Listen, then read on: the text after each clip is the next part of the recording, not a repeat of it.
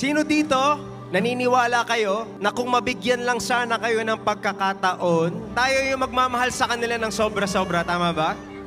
So para sa mga palagi na lang nagiging good option, pero never naging first choice.